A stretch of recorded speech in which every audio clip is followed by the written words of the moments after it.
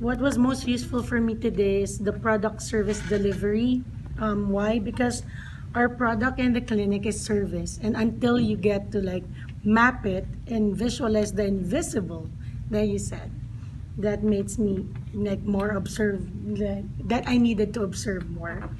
And then finding the bottleneck, and I think some of our staff have problems with objections that leads to poor lead conversion. So we would work on that. And then keep up our X factor, the unique attributes that sets our clinic uniquely different from others. And then the brand promise guarantee, that we guarantee the experience. I don't guarantee that you will like heal 100% in our clinic, but you will get the best experience. And then lastly is to continue to execute our daily huddles, team lead meetings, and staff meetings.